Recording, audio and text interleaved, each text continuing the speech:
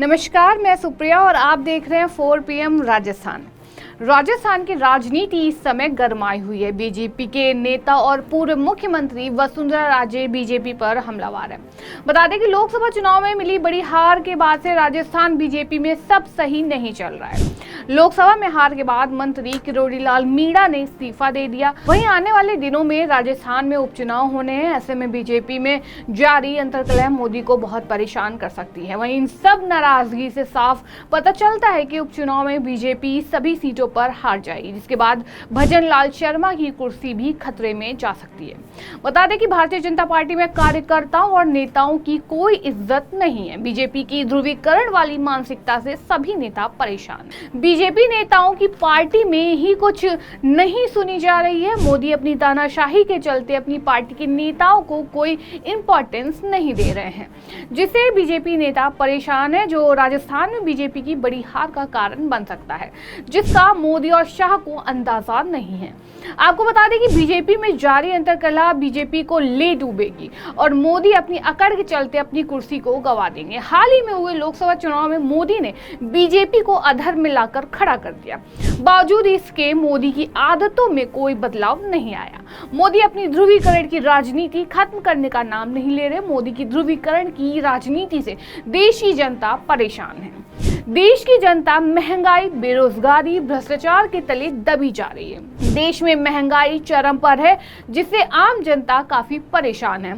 ऐसे में जनता ने बीजेपी को सत्ता से उखाड़ फेंकने का मन बना लिया है। वहीं लोकसभा चुनाव के बाद विधानसभा और उपचुनाव में बीजेपी को सत्ता से बाहर करने का काम करेगी।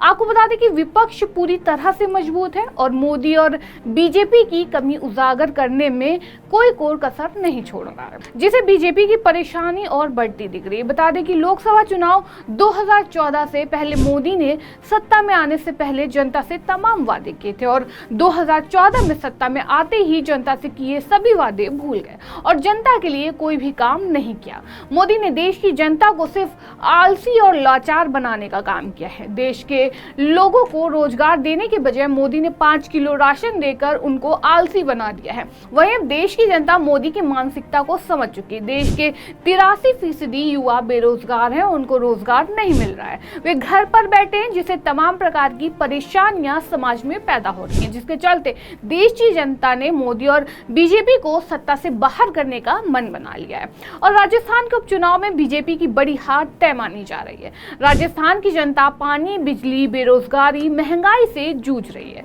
सरकार जुमलेबाजी करने में मस्त है।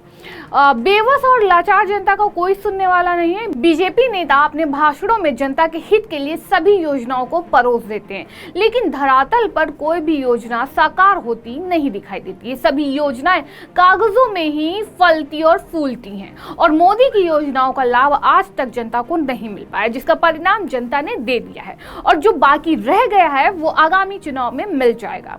बता दें कि मोदी की सरकारी तंत्रों के दुरुपयोग को लेकर जयपुर में प्रवर्तन निदेशालय कार्यालय के सामने राजस्थान कांग्रेस ने शुक्रवार को धरना प्रदर्शन किया।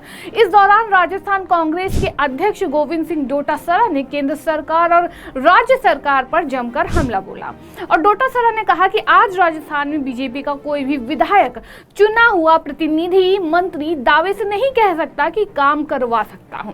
गोविंद सिंह डोटासरा ने कहा, बीजेपी में पार्टी के लोगों की कदर नहीं है, जनता की कदर नहीं है, उनके मुद्दों के लिए उनके पास समय नहीं है, उनकी समस्याओं को सुनने के लिए उनके पास समय नहीं है।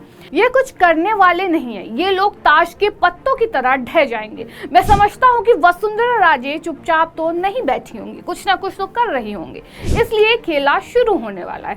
बता दें कि डोटासरा ने आगे कहा कि इसलिए कहता हूँ कि मुख्यमंत्री जी संभल जाओ। मुरली वाला तो ठीक है, यहाँ तक ले आया, मानते हैं, लेकिन अब काम करना पड़ेगा। सब काम मुरली वाला नहीं करेगा, नहीं तो आपकी गद्दी पर कोई दूसरा बैठेगा। वहीं उन्होंने कहा कि राजस्थान में सरकार नाम की कोई चीज नहीं है। इनसे काम के बारे में पूछते हैं तो कहते हैं कांग्रेस सरकार के समय के घोटाले की जांच कर रहे हैं। मना किसने किया है? जांच करें और दोषियों को जेल में डालिए। भाषण देने से काम नहीं चलेगा। आपके किए गए वादे पर विश्वास करके राजस्थान की जनता ने आशा और उम्मीद के साथ 5 साल के लिए सरकार में बिठाया है। काम करना पड़ेगा। आपको बता दें कि कांग्रेस प्रदेश अध्यक्ष ने कहा कि राजस्थान में भी खेला शुरू हो चुका है। टेंडरों की शर्तें मनमर्जी से बदली जा रही हैं। ये सब फाइलें हमारे पास आना शुरू हो गई हैं। अब कांग्रेस पार्टी और उनके कार्यकर्ता का समय शुरू हुआ है। हम विधानसभा में एक एक भ्रष्टाचार को उजागर करेंगे। इस खबर में फिलहाल इतना ही। ऐसी तमाम राजनीतिक खबरों के लिए बने रहिए, देखते रहिए 4 PM राजस्थान। धन्यवाद।